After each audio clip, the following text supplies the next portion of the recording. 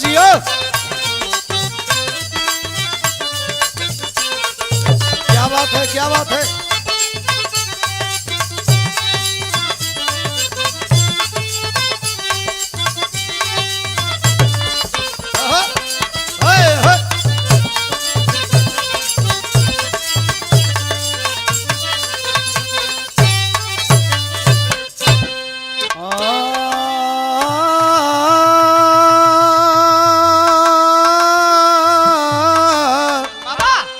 भोले जोगिया हो राम।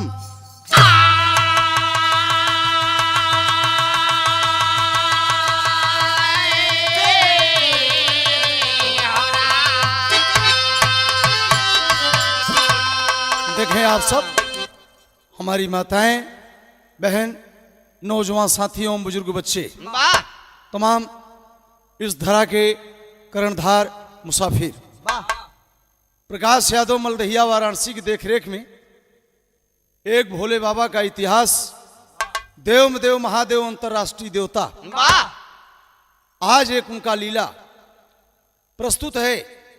जरा हम आप विचार करें कि भोले बाबा भी मृतलोक में ऐसा आके चर्चा किए हैं।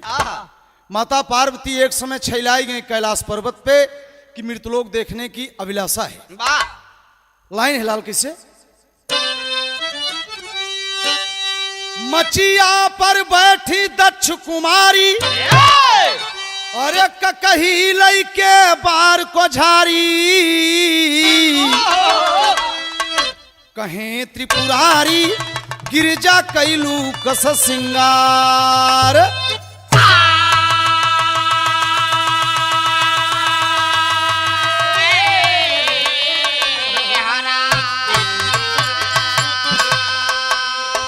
एक समय कैलाश पे विराजमान माता पार्वती भोलेनाथ 3 बजे भोर की बेला में, ब्रह्म बेला में उठे त्रिलोकीनाथ, देवी से कहें ऊंचा झाड़ू लगाओ, कुटिया का सफाई रखा, और हम बन बिहार घूम के आई था। भोलेनाथ समझाए कि चले गए बन। माता पार्वती साफ सफाई कई के और मचिया पे बैठ के अपने सिंगार में लपटिए। भोलेनाथ वन से घूम के जब आते हैं, देखते हैं, आश्चर्य हो गए भोलेनाथ कि जब से भी यही के लिए आओ माता पार्वती को कभी सिंगार नहीं की, आज ही हमार देवी सिंगार करते हैं, लागत कोनो गझिन बात बा। पूछ बैठे भोलेनाथ, ए देवी, अरे जब से बियही के राजा हिमगिर की यहाँ से तोहके लई आवा, और तब से तू कभो सिंगार या कैलाश पर्वत पहाड़ पे आज तू सिंगार करता हूँ, कस कोनो बात बा। माता पार्वती सवाल कहन की भोलेनाथ, हमारे स्वामी जी, हम कभी कभी चर्चा में सुनते हैं कि तीनों लोक के मालिक आप हमारे त्रिलोकीनाथ हैं, लेकिन मृतलोक के दुनिया से आप हार जाते हैं। वही बात हम अपने आंख से देखनी चाहती हूँ, चल करके हमको दिखाइए। टेरी में कहती हैं देवी कैसे,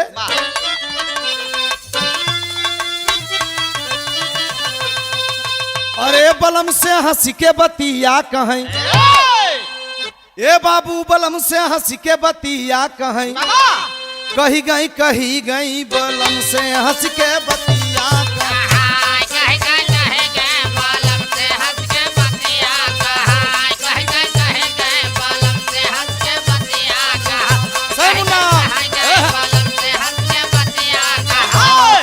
कही गई बलम से हंस के बतिया, कही गई बलम से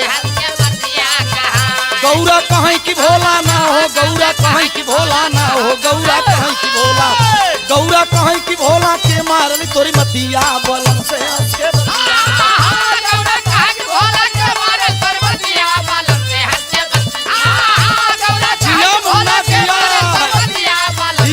इलाहाबादी लहजा।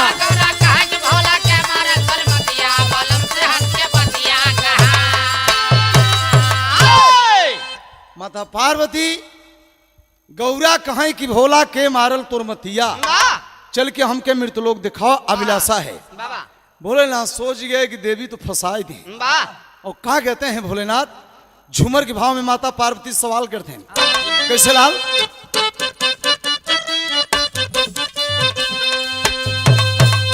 कहलिनी गौरा सुनी ले भोला,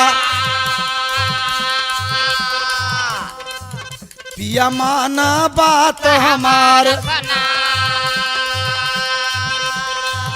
चली के मृत लोक देखावा पिया, ललसाबा यही हमार सुना, कहलनी भोला सुनी ले गौरा, हवा का गलत व्यवहार सुना, छैलाई गईन तब पार्वती, छैलाई गईन तब पार्वती, बरधा पर भैया सवार सुना,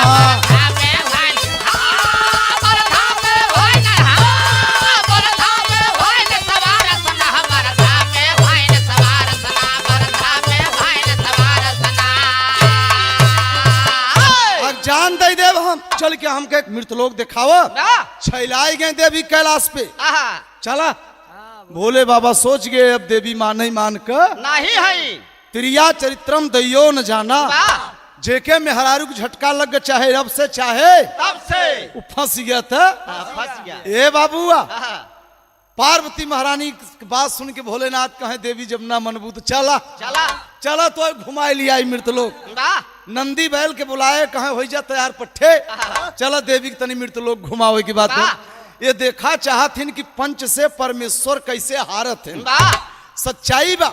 चल और जब नंदी बैल तैयार होते हैं तो माता पार्वती आगे बैठी और भोले बाबा बैठ गए पीछे, पहले के देवता गण लोग ऋषि मुनि मेहरारून के बैठावे आगे और वो पुनः बैठे पीछे।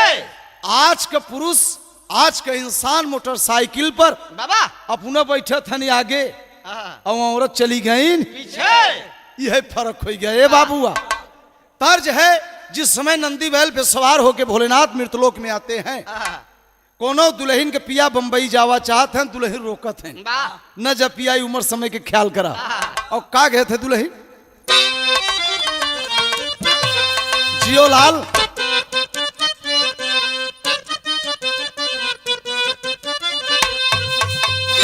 का कहते हैं हमारे कहा माना, हमारे कहा माना, राजा जी हो हमार कहा माना, राजा जी हो हमार कहा माना, दुल्हा जी हो हमार कहा माना, राजा जी हो, राजा जी हो, राजा जी हो, राजा जी हो हमार कहा माना, राजा जी हो हमार कहा माना, जियो जियो।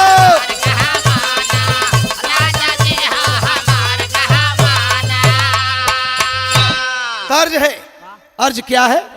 कैलाश पर्वत पर से भोले बाबा माता पार्वती के लिए आई के मृतलोक में आवत हैं।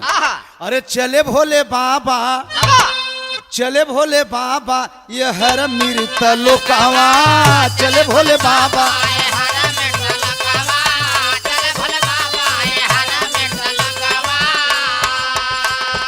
नंदी बयलवा पर की है ये सवारी, नंदी बयलवा पे जियो जियो,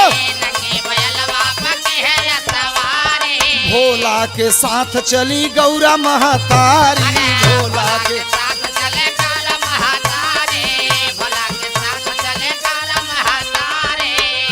अरे चाउर दाल बगल ले हैं, नमक कई ठोकवा चले हैं भोले बाबा, ये हर मृत लोकवा चले हैं भोले बाबा, जियो मुन्ना जियो।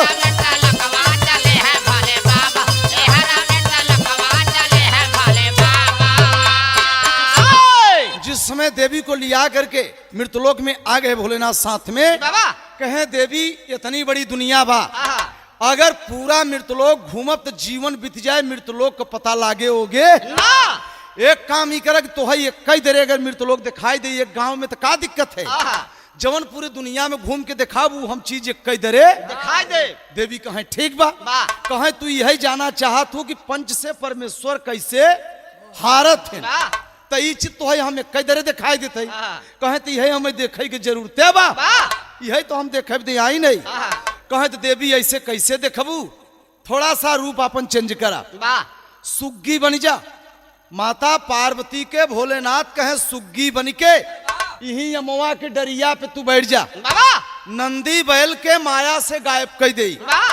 आ हम ई जोन मकान देखा था हरियर का, ये लालचंद पाड़े का मकान है। लालचंद पाड़े का मकान या 8 गांव के नामी चौधरी है। और गए हैं पोखरा में नहाय, उनकर दुल्हन पंडिताइन घरे में अकेल है। हम पंडित वाला रूपवा लालचंद पाड़े का रूपवा बनैले आ चली चौधराइन के लगे। और तो ही मृत लोग दिखाई दे कि देखा पंच से परमेश्वर हारत है की नहीं। आज जौने समय पर भोले बाबा के बतिया मान के पंचोरा माता पार्वती सुग्गी बन गए। भोले बाबा नंदी बैल को माया से गायब कर दिए। अब पुनः एकदम लालचंद पाड़े का रूप बना लिए। नेकुरा मोह आँख कान एकदम हूबहू, बोली भाषा सब कुछ एकदम। अब असली चौधरी पोखरा में नहाई गए और तब तक भोले बाबा वह रूप बनाई के ओलियाई गए घरे में। का हो दुल्हीन कल्लुकमाई के बा घरे में, बोल गई पढ़ाई। लालचंद पाड़े का औरत बोलत है के है भैया? अरे कहे तोहरे हस्बैंड है हम। अरे अच्छा तो भोले बाबा वहां समय अंग्रेजी बोलत रहे। कहे तोरे हस्बैंड? कहे अब वही की नहाई गए, इतना जल्दी कैसे नहाई के आई गए? अरे कहे देवी जवानी 3 मेल कहो थे। कौन कौन मेल भाई? पहला लवंडा रोशन, दूसरा बोड़री बंद, तीसरा पलंग तोड़। तू कौने में है? हम यहाँ समय लवंडा रोशन में है। ओलियाई गए घरे में रूप बदल के का कहते हैं चौधराइन से भोलेनाथ धन्य हो त्रिलोकीनाथ। का कहते हैं? कहे अरे राम कहे घुमा के गोरी महाराजिन, अरे राम घुमा के गोरी महाराजिन करे जावई पे बाना, घुमा के गोरी महाराना करे जावई पे बाना,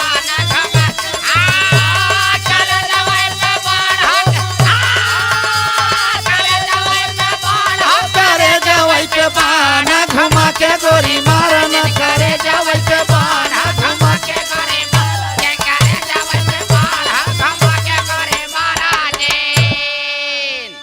कहवा उपजे चनन चैलिया, कहवा उपजे पान हो।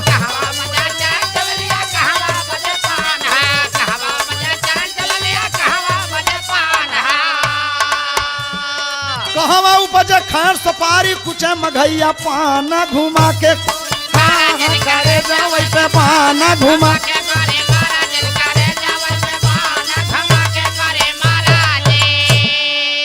और है हमारे गुरु हैदर अली का ओरिजिनल भोले बाबा रूप बने हैं। अरे बनाओ है भोला रूपवा, अरे बनाओ है भोला रूपवा, अरे आए मृत लोक का बनाओ है भोला रूपवा।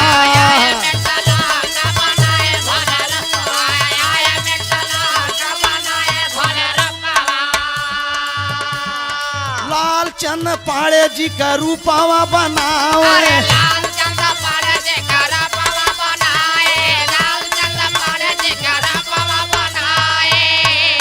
अइले मृत लोकवा में देवी के देखावे,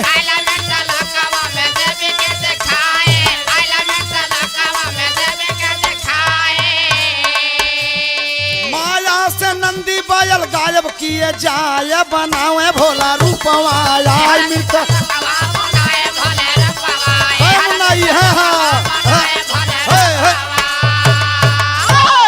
नंदी बैल माया से गायब किए त्रिपुरारी नाथ और एकदम पांडे जी का रूप बना के घुस गए घरे में। और घुस गए घरे में मानिंद पंडित जी और घरे में घुस गए भोलेनाथ। ए दुल्हन भोजन बना।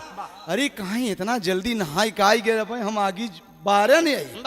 कहे काम करे जल्दी करे, चूल्हा पे तावा रखा और चूल्हा में लकड़ी लगाव, आग जलाव और अंड बंड पिसान साना, कच्ची पक्की रोटी बनाए के देख खाए के जा पंचायत में। और जब शाम के पंचायत से आओ तो बढ़िया भोजन खा।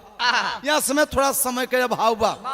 का कहते हैं भोलेनाथ रूप बदल के धन्य हो त्रिलोकीनाथ, देवों में देव महादेव दीनन दयाल नाथ हितकारी आप प्रभु करुणा निधान, कृपा सिंधु नर रूप हरि। माया करथन कैसे का कहते हैं?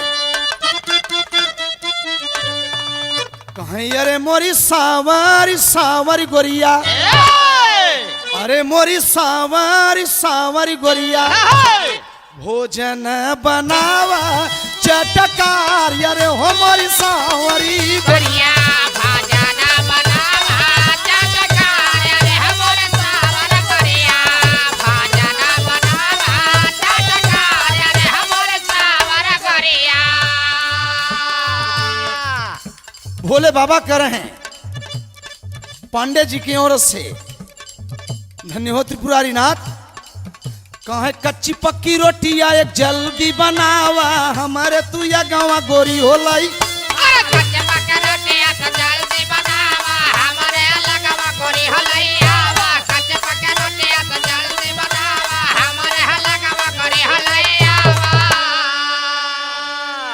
अरे चूल्हा के वही बात होता वाह तब तक असली चौधरी लालचंद पांडे जी आहा, और नहाई के आ गए वाह मोहारा के धोती डाले। ए कल्लू गुमाई ए, अरे जल्दी भोजन लिया हम नहाई के आई गए वाह और दुई को खाई के हम जा पंचायत में। आहा, बोल गई चौधरी आइन घरे में से अब जे केहू हो बहरे खड़ा रहा अब हमारे जने खात हैं। वाह अरे हम यही कल्लू गुमाई कहे जे केहू हो बहरे खड़ा रहा अब हमारे जने। खाता है असली चौधरी सोच गए लालचंद पांडे जी वाह हैं सला ये करे जने तो हम ही यही आहा, और ससुर ये करे जने भीतर बन के खाता। वाह मोहारा के झांक गए और जब झांके मोहारा कैसे सोच गए लालचंद पांडे बाबा कहे ओ हो लगा था कि हमार सार आई गए मन में भोलेनाथ सोचत हैं कि बारे मृत लोग के लोग वाह बारे मृत लोग के लोग बहनोई नहीं कहे ना अपन सार पहले बने दे आहा, हाँ कहा गए थे वाह असली चौधरी मग्न है कि बहुत दिना पे हमार सार आई हैं और भाई बहन है चूल्हा के बनवत हैं वो खात है ना खाए नहीं तो बहन भाई बहरे अब वही करे है औबई करी वाह और खुशी होई के लालचंद पांडे का कहते हैं आहा, कहे कौने ओरी राम पत्थरे पर पेड़ जामा घरवा में आई है बच्चवा के माम। अरे कोने ओरे राम पत्थरे पे पेड़ जामा घरवा में आई है बचवा के माँ। अरे कोने ओरे राम पत्थरे पे पेड़ जामा घरवा में आई है बचवा के मामा। कितनी बढ़िया बात बोलेंगे लालचंद पांडे जी कहे कौने ओरी राम पत्थरे पर पेड़ जामा आहा, घरवा में आई है बच्चवा के मामा। ए, बैठा है दुआरे वाह के भाई रिश्तेदार हैं खाए के निकली ही आहा, और वो बीती के 2 घंटा वाह वो धीरे धीरे धीरे धीरे भोले बाबा खात हैं जना मालूम पड़ता कोहबरे के मौज उठा रहते हैं वाह ससुरारी की बात समझे हैं। आहा, जब 2 घंटा बीत गया सली चौधरी क्रोध में होते हैं लालचंद पांडे जी बाबा किस जाना है पंचायत में और अभी तक ही निकला नहीं खाएगी भाई कस का बात है। आहा, वो ले आएगे सली चौधरी घरे में वाह और जब चूल्हा के पहुंचे जब लगे से देखत हैं सोच गए कि तो हमार सार नहीं है। वाह कहे भाई आप कौन हैं? भोले बाबा पूछते हैं भाई आप कौन हैं? वाह असली चौधरी बोला भाई हमार मेहरारू हमार घर। ए, भोले बाबा कहे हमार मेहरारू हमार घर। वाह असली चौधरी कहा अरे कहा साले फटीचर कंपनी बाबा हमार मेहरारू हमार घर। ए, भोले बाबा कहे साले आवारा कंपनी हमार मेहरारू हमार घर।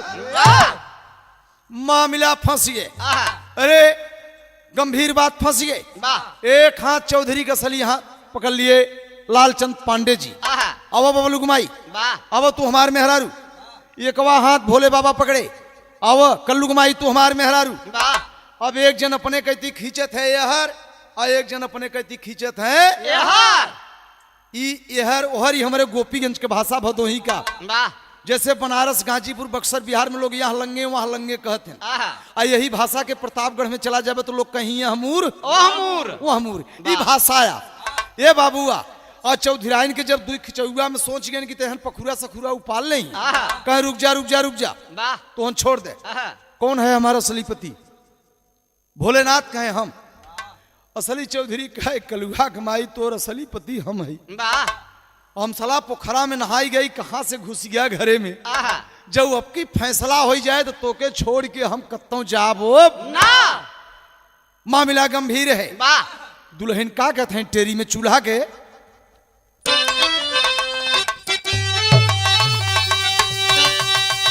तो दुल्ही ठोकर लगी कपार। अरे एक चेहरा का दुनो दिलदार हो अरे बलम से हंस के बतिया कहें अरे दुल्हन बैठ गेलो कर मारली बा मतिया बलम से हंस के बतिया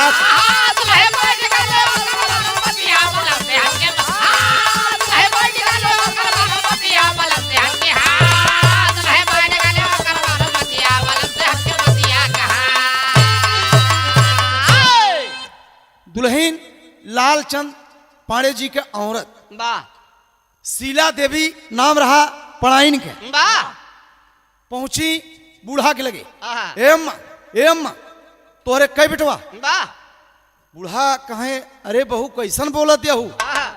30-35 साल बियाह गौन भय हो गया वाह तोहरे 5-6 के देलाव हैं आहा।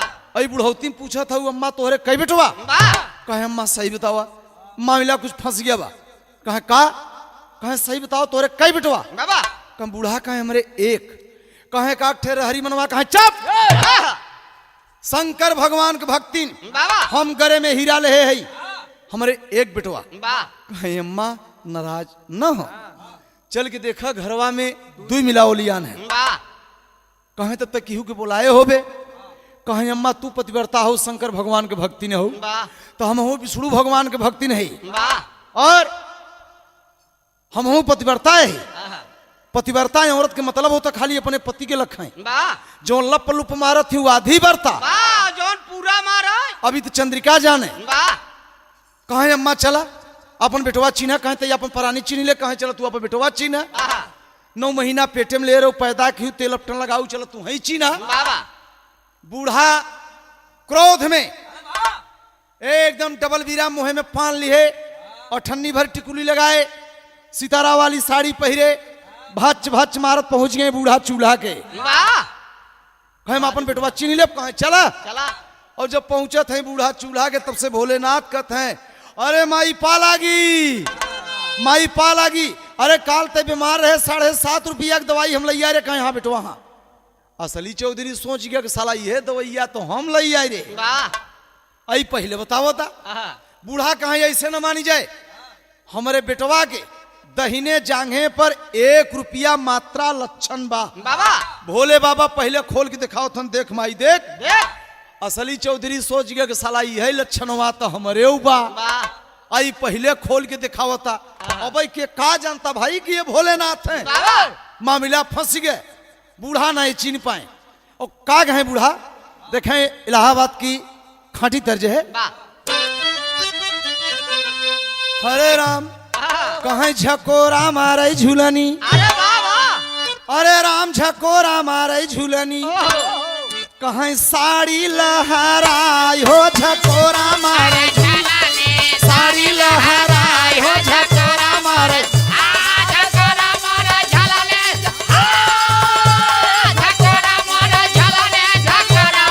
हाँ हाँ साड़ी लहराई हो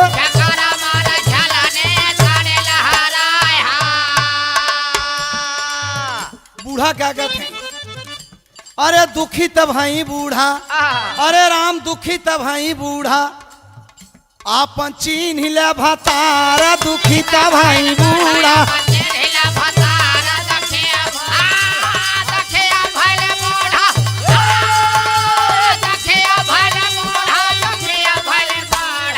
जिया बेटा जिया सुभाष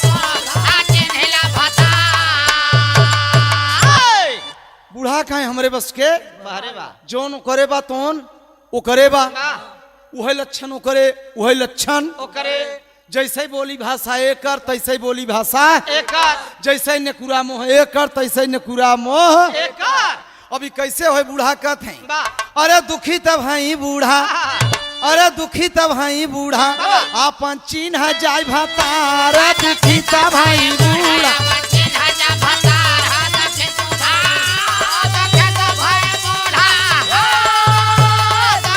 जिया चंद्रिका मुन्ना हाँ हाँ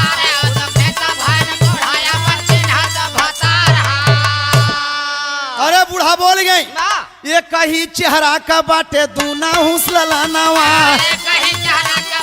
दूना हुला नवा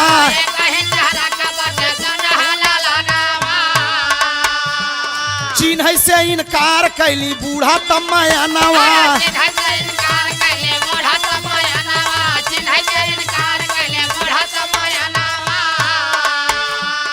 बड़ी बदनामी बिटिया हाँ हाँ हाँ हाँ बड़ी बदनामी बिटिया हमार तोहारा दुखी तब भाई बूढ़ा पंची भतारा तुम खेता भाई बुढ़ाया बच्चे धस भतारा तुम खेता भाई बुढ़ा अरे बूढ़ा बोल गई वाह शीला बहू से लालचंद पांडे जी के औरत हैं। बाबा अरे कहे बिटिया तोहरो बदनामी बायो हमारा हमारो देश ही कहे फलाने के पतो दुद्दू पति घरे में बुलाए हैं वाह बड़ी बदनामी में बिटिया अब हम का बताइए हम चीन नहीं पाओ थे। बाबा शीला कहा अम्मा आप नहीं पहचानते हो कहे ना हमें पहचान नहीं चलता बिटिया। वाह अच्छा अम्मा नैहरे हमारे अगर खबर चली जाए हमार महतारी बाप सुनी है तो हमें कहो काजे परोजने अनुभव पठाऊ न करी है वाह कि हमार बिटिया बच्चलन हो गए इते अम्मा काम वहां जगह है अभी दिखाता कि जना जहर खाई के अब हम मर जाई अम्मा कहे नहीं बहू छोटी बुद्धि न सोचो वाह छोटी बुद्धि न सोचो होगा इसका फैसला। बाबा दुल्हीन सोच रही है कि अब अम्मा नहीं छीन पाई अब हम कैसे छीनब। वाह बूढ़ा चल नहीं बूढ़ा 10 बीघा की दूरी पर आजकल के सास अक्सर अपने पतोहू से अलग हो जाते हैं। वाह बूढ़ा 10 बीघा की दूरी पर 8 बिस्वा नाम खेत बा वाह 3 बिस्सा 17 धुर चक्क बा वही में एक छोटी सी मड़ई लगाई के बाबा और वही में अपन रहत हैं बूढ़ऊ बूढ़ा वाह पतो बेटवा महल में आहा मामला फंस गए। वाह पतोहिया सोच गई कि अब है दिन बा 4 बजे का बेला बा शाम के समय दूसरी मीटिंग 2 घंटा बाद अनियार हो जाए तरतिया हम घरे में चलब अकेले एहन ओलिए ही दोनों मिला वाह तरतियों में तो लफड़ा हो जाए आहा कैसे का करब हम। चौधरायन के एक बात समझ में आई वाह कहे सुना दोनों जने ही बुसौले वाले कमरा में लिया जा वाह चल चलो दोनों चौधरी बुसौले वाले कमरा में घुस गए। वाह एक चौधरी तो भोलेनाथ बने हैं आहा और एक चौधरी असली हैं लालचंद पांडे जी। वाह लालचंद पांडे और भोलेनाथ चले गए बुसौले वाले कमरा में दुल्हन 1.5 हाथे के 1.5 हाथा डंडा लेके वाह और घुस गए भीतर से अगर ये देखा यहाँ क्यों बा नहीं वाह बताओ हमारे पति कौन है के है भोले बाबा कहे हम वाह भोलेनाथ कहे हम असली चौधरी कहे दुल्हन तोहरे पति हम है वाह नहाए चला गए पोखरा में अगर जो फैसला हो जाए जिंदगी में साले के पोखरा नहाए जाब ओह कहे अच्छा आप कहो हम ये कहें हम वाह ऐसे न मानब आहा जवन पूछी बाबा और जे सही बात बताई दे जौन हम पूछ ले आहा वही के अपन दुल्हा मान ले। वाह असली चौधरी लाख खजुआवे पता नहीं का पूछे आहा का पूछे को याद नहीं बा और का पूछे थिन लालचंद पांडे जी के दुल्हन वाह। शीला देवी का पूछे थिन बा भाई बा पढ़ी लिखी औरत रहे मृतलोक के बात आई सतजुग की कहानियां वाह और कितनी मार्के के बात बोल गई आहा कहाई वो है मोर दुल्हा कहाई वही मोर दुल्हा कहाई हमारे गवाने का बात जे बताई वही मोर दुल्हा कहाई कवने का बात जे बताई भाई मोर दुल्हा कहाई कवने का बात जे बताई भाई मोर दुल्हा कहाई वो है मोर बलमुआ की वो है मोरा दुल्हा की वो है मोरा दुल्हा हाँ, हाँ, कहाई कवने का बात जे बताई भाई मोर दुल्हा कहाई कवने का बात जे बताई भाई मोर दुल्हा कहाई यदि बताओ वाह हमारे आप पति बनना चाहते हैं आहा कौने महीना में हमारा गौन आए रहा बाबा सुहाग रात रही कौन उद्दिन रहा आहा असली चौधरी थी बजरी चबाई की पिनहान पर 7.5 किलो वाह वो ये सोच गया कि साला 30-35 साल बियाह गौन भय हो गया आहा ये कौ बात याद में नहीं बा अच्छा तो इतना जने बैठा है बिरहा सुनत है सब लोग बाबा जेकर 10 साल के बाद समय हो गई हो आहा केहू बता सकत है कि हमार मेहरारू कौने दिना आई रही आई बा। ई प्रकाश भैया मलरहिया वाराणसी से जेकरे देख रेख में ई कैसेट होत बा। वाह अब है पूछी प्रकाश भैया से कि भौजाई कौने दिन आए हैं तो महीना बताई दें, लेकिन दिन याद नहीं बा हमारे मास्टर साहब ने बताई दें। वाह कैमरा मास्टर ये ना बताई है। आहा और कितनी बढ़िया बात फसाई देश दुल्हन वाह उहै मोर दुल्हा कहाई। आहा।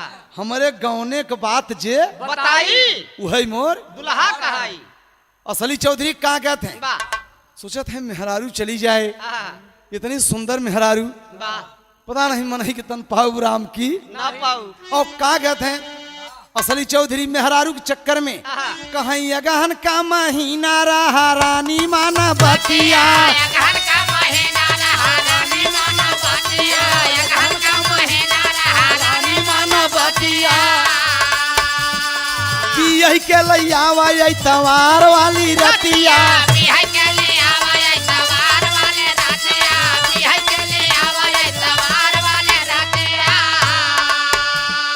अरे इतवार के बिये के लैया रखा ना, सारी बात गलत। आहा एक तमाचा जड़ दी अपने दुल्हा के। ए बट वाह कहाँ हमार अगहन महीना में गौना रहा रे, वाह और कहाँ इतवार के रात हमार सुहाग रही। वाह बट हराम खोर वही मोर दुल्हा कहाई।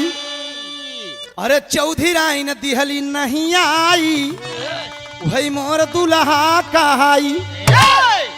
सारी बात गलत। वाह जो आप करें ये सब बातें आउट ऑफ फील्ड हैं। वाह भोले बाबा मन में मुस्कियात हैं, देखा बजीब मामला। वाह कहें भाई तू बतावा, अब लग नंबर भोलेनाथ का, वो तो सब जनता ही है। वाह तो देव में देव महादेव वो सारी बात का समझत हैं। वाह कहें दुल्हन हम तोहरे पति है, आहा हम बताए दे तू चिंता न करे। वाह कहें बतावा, कहें ये गहन बताए ना वो इतवार का रात कहें। वाह। हाँ कहें तू बताओ, कहें फागुन का महीना रहा आहा रानी मान बतिया, और बियह के लियावा तो है सुमार वाली। रतिया वही चौधरी राय न दिहलिन मुसुकाई, वही मोर दुल्हा का।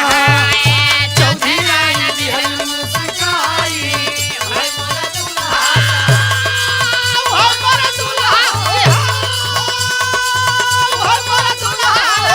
मोर बाला मुआ की, वही मोर दुल्हा का।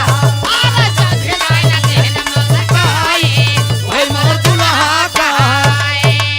अरे मस्त है, वाह मग्न है, खुशी नहीं समाता। आहा। एकदम पिया सत्य बोल गए, वाह। एकदम सत्य बोल गए। हमार फागुन के महीना में गौन आई रहा, और ठीक सोमवार वाली रात में हमार सुहाग रहा एकदम ठीक बोल गए। वाह असली चौधरी सोचा था कि मेहरारू इंडिया टॉप हमार तो गई, आहा चला हम भूल गए। इतवार बताई दिया, वाह महीना अगहन बताई दिया, आई फागुन बताए रे, लागत आई सही बताए से कर मतलब वो शंका आई गए। वाह लालचंद पांडे शंका चढ़ी जाता उनके, आहा वो समझ गए कि हमारे मेहरारू नहीं हरे से 3-5 ऐसे के हेबा वाह भारत जो हन की करे याद। वाह हम बिहाई हमारे याद नहीं, ये ससुर कैसे जान गए। वाह उका जाना ही भोलेनाथन हमार रूप बदले हैं। आहा ये पंचोया वाह जरा देखें भोले बाबा का इतिहास। धन्य हो त्रिलोकीनाथ। कलयुग में आज सुदैव और प्रकाश भैया भी आपके नमन करते। वाह ऐसा लीलाधारी भोलेनाथ का इतिहास हम आप बैठ के सुन रहे हैं। आहा। माताएं बहन बिटिया सब लोग सुनो, कहना है वहां फैसला तो हो गया, लेकिन अब जेकर में हरारू हैं वो फोकटे में से छोड़ दे सेते में। वाह केहू के मेहरारू के वह तोरे मेहरारू के, केहू चंद्रिका के मेहरारू के, या शिवराजे के केहू जबरी के आक्रमण करे तो केहू माने। वाह जान तो दईन दे, चाहे प्राण अपने जियतबे तो नेकुरा पर माछी न बैठे केहू के। आहा जूझ गए, वाह पटकी पटका घर में बाज गए। आहा खबरदार हमारे मेहरारू। भोले बाबा कहें देखा हम अब सही बतावा, तब वो अभी झगड़ा करता। वाह ये कहां से आई गए फटीचर। आहा असली चौधरी बोलत है लालचंद पांडे, कल्लू माई अब हम कलुआ के पापा हम ही है। ये साला कहां से आई गए, वो गरियावत है, उका जाने की भोलेनाथ है। मामला गंभीर। वाह दुल्हन निकल के बाहर आई, आहा। कहें दोनों मिला बैठा रहे। आई बूढ़ा के लगे, कहें ए माँ, कहें फैसला कर लिया, तब वो दोनों नहीं माने थे। कहें तब, कहें हमारे 5 गांव का 5 बिरादर 5 चौधरी बुलावा, वाह और तब फैसला होए नहीं फैसला। ना होए। अब बूढ़ा शाम के बेला में बड़े मियाँ जी के द्वारे, बड़े पंडित जी के द्वारे, बड़े यादव जी के द्वारे, बड़े पटेल जी के द्वारे और जाते हैं। ये भैया आप लोग चौधरी है? हाँ हाँ बूढ़ा, हाँ माई हम लोग चौधरी है।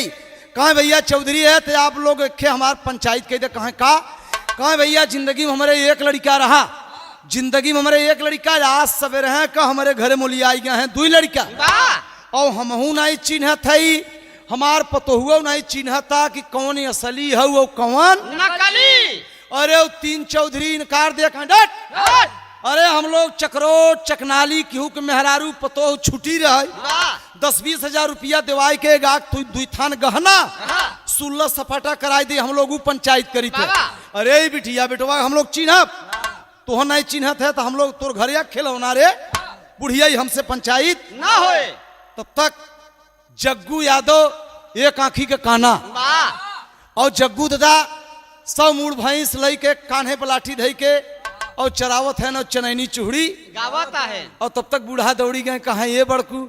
अब जग्गू दादा कहते एक आंख फ्यूज बा गड़बड़ बा, वो आंख के मस्के है नहीं से हम जग्गू नहीं है। वहां के बात बता सतजुग की कहानी में और कहे बुढ़िया कस कहे आपो चौधरी है बड़कू कहे यहाँ कहे हमारे जिंदगी में कई लड़का आज सवेरे है के घरे मुलियान है 2 लड़का बाबा हम चिन्ह नहीं पावत है कौन असली या कौन नकली।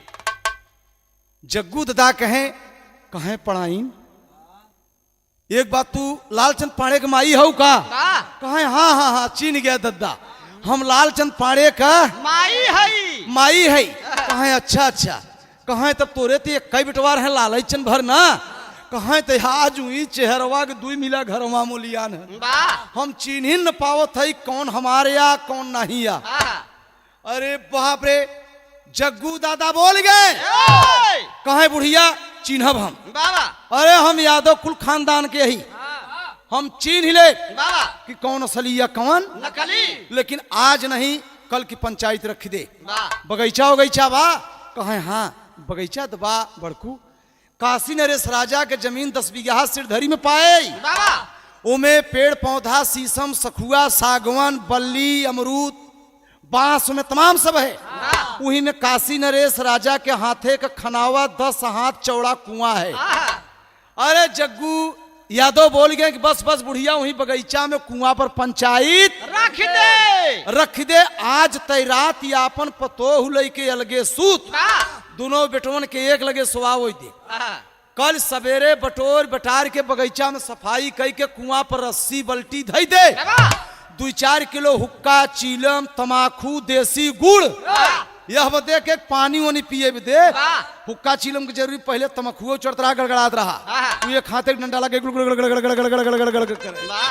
और कल हम लोग 12 बजे दिन आई पंचायत कह दे। तमाम बिरादर कहे ले हम सब दोनों आंखी के जवाब दिया। जग्गू दादा एक आंखी का काना मनइए जही होकर पंचायत करे। जग्गू दादा कहे बुढ़िया चिंता न कर कल चिन्ह ले हम अपने गांव में टुकटुकी पिटवा दी जाए के कि कल हमारे बेटवा के पहचान हो जाए कौन असली या कौन नकली। मेरे दोस्त बाबा बुढ़िया आएगी तैयारी में लगी है। बहुत सवेर 4-5 चौधरी आपस में विचार करते हैं। जग्गू दादा कहे वो बुढ़िया पंचायत करेगी बा। अरे वो पढ़ाई नहीं है पढ़ाई के पंचायत अक्सर करे चाहे और चौधरी का मतलब जात पात से नहीं मतलब बा। देश के पंचायत कहते खे बने पंचायत न करबे चला चला।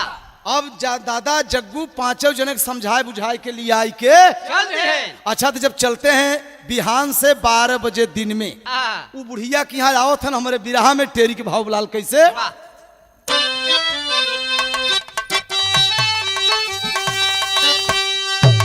तो चौधरी मन में करे विचार अरे कैसे फैसला हो ये दिलदार।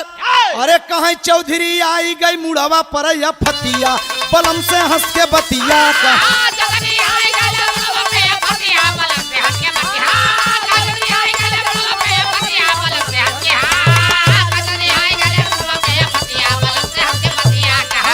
दुल्हनी बैठी गया कर मारली बा मातिया बलम से हंस के बतिया कहा।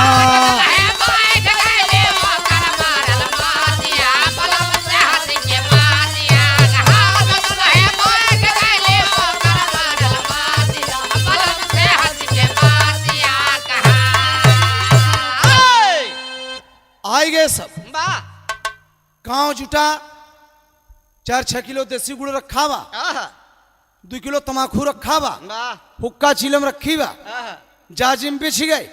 गांव के लोग नर नारी बूढ़ जवान सब बैठ गए। जग्गू दादा एक आंखी के गड़बड़ रहे उनके बेचारू का, और आई गए दबाए। ए बुढ़िया समय नहीं बा, एक काम ही कर, कहें बुलाओ दोनों बेटवन के। दोनों बेटवा आई गए, और दोनों बेटवा आई गए, कहें एक काम ही करा, बुलाओ अपने पतोहू के। आई गई शीला दुल्हन, पंचायत में शीला उपस्थित है। कहें बहू आप पति नहीं चिन्ह सकत हो?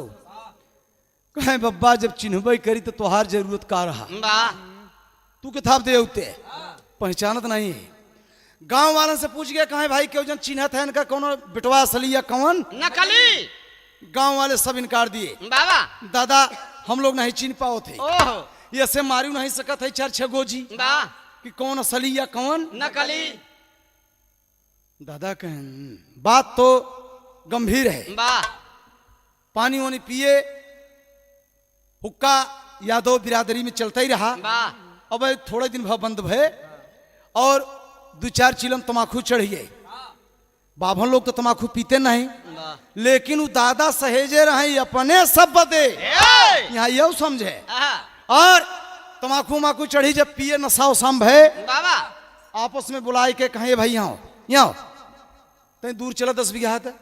लोग सोचते हैं कि अब अड़वा लिया जाए कि कौन पंचायत करिए। जग्गू दादा कहीं पंचायत कैसे होए, कैसे चिन्हबे कि कौन असली या कौन नकली? जग्गू दादा विज्ञान अब नहीं तेजबा, बल्कि विज्ञान तब रहा। जोन पुरनिया लोग कही गए हैं आज वही लोग नकल करता। मेरे दोस्त कहना है जग्गू दादा कहें ऐसे नहीं, जोन बगीचवा में कुआना बा, एक तरफ दुल्हन बैठा हुआ, एक तरफ दुल्हा, यह शर्त रखा कि बीच कुआं से जे हाथ बढ़ाई के दुल्हनी का हाथ पकड़ ले ऊ असली, और जे न पकड़ पाए ऊ नकली। और जानत रहा मन में कि जो न पकड़े वही असली। लेकिन पंचायत में ऐसे बोला कि जो पकड़े ऊ असली। बार जग्गू दादा देखा यादों में कितना दिमाग रहा, और ये हिरन में तब दिमाग रहा, और वह हिरन में दिमाग अब और जब तक धरती चांद रही तब तक यही सबसे अलग दिमागदार रही। इनमें बिरादरी की बात नहीं, ज्ञान की बात। और जातियान होते यही जाति भगवान होते। कैसे भाई? अरे हम कमो बोल गया है 70 बाभन 30 फकीर, और सबसे उत्तम एक यहीर। एकर मतलब 30 बाभन खियाई दे, 70 फकीर खियाई दे, 30 100 70 100 उतना फल न मिले, और एक खिया खिया कुकर 4 फल ले ले, मंचा खिया ले। ए पंचोया आए आपस में राय बनाई के, ए गांव वाले हमार पंचायत तू ही शर्त पर होए, एक तरफ दुल्हन बैठे, एक तरफ एक दुल्हा। शर्त यही है जो बीच कुआं से हाथ बढ़ाई के दुल्हनी का हाथ जे पकड़ ले ऊ असली, जे ना पकड़ पाए ऊ नकली।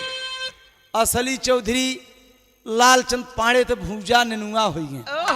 अब नहीं अब ये हिरेक जाते आइन पंचायत करे, मेहरारू अब हमार नहीं गए, लेकिन अबे आई के दिवाई दे। अब हम हाथ तान के कैसे बड़वार कराओ, वो तो ई चक्कर में पड़ गए कि हम हाथ तान के कैसे बड़वार कराओ। ए पंचोरा बारे भोलेनाथ की माला, असली चौधरी के नंबर पहले लग गया। आओ बैठ गए, बैठो उस तरफ। ए दुल्हन अब असीला अब दवाए हैं एक आंख जग्गू दादा आओ, और बैठ गए कुआं के यहाँ तरफ।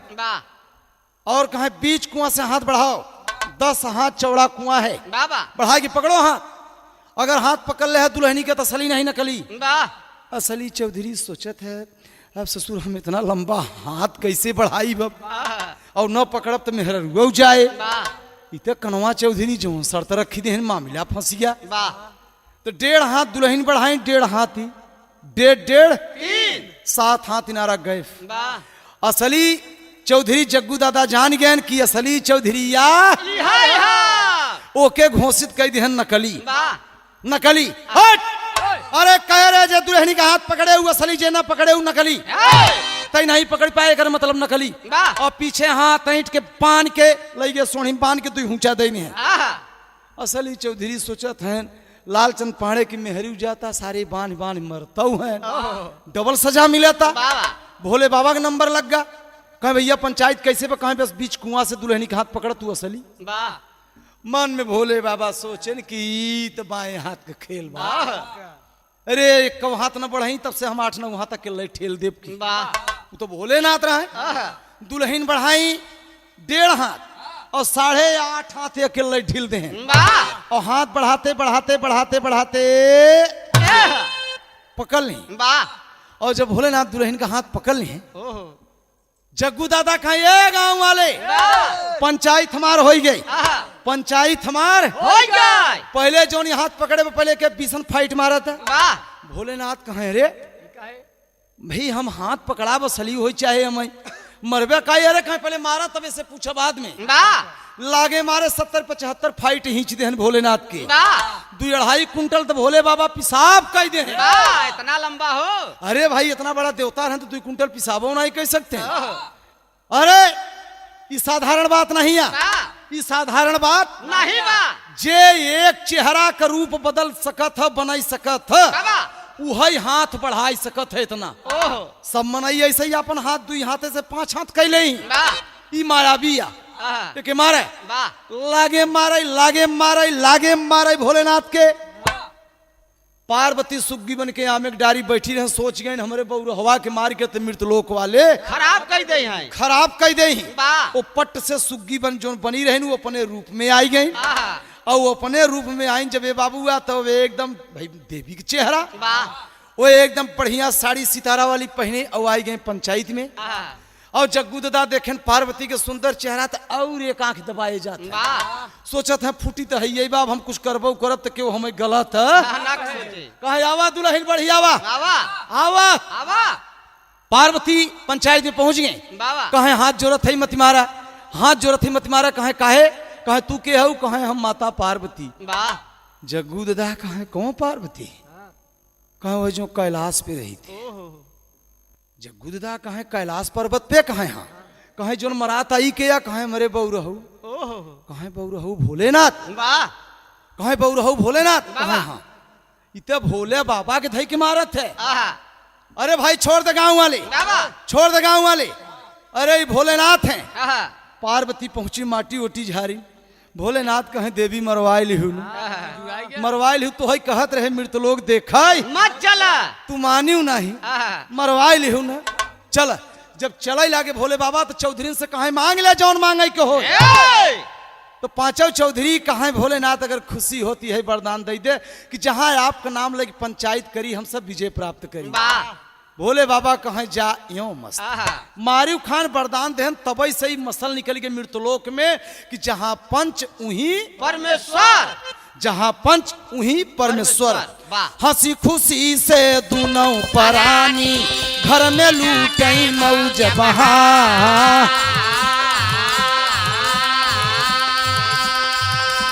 हंसी खुशी से दोनों परानी घर में लूटे मौज बहा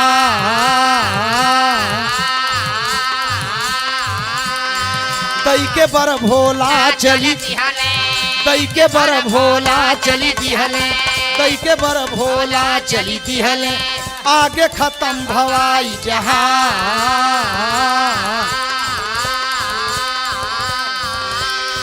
दुल्हन का इच्छा भई पूरी दुल्हन का इच्छा भई पूरी जबकि पाई गई दिलदार स्वामी गीतानंद कहीं की स्वामी गीतानंद कहीं की बाहर दादा रामय धार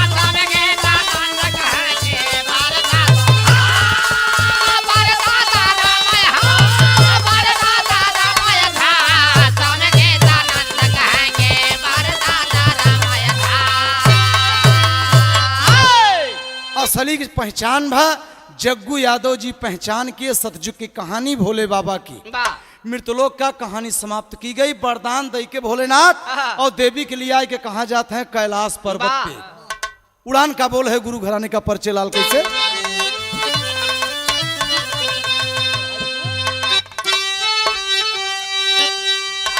तो दुल्हन पाई गई दिलदार, अरे गाना लिख गए राम आधार।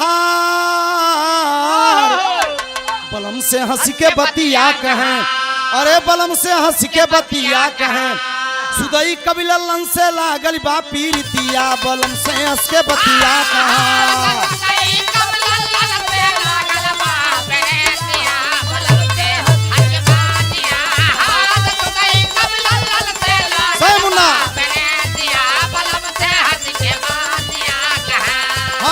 सुदाई कबिलन से लागल बा प्रीतिया। बलम से हंस के बतिया कहा,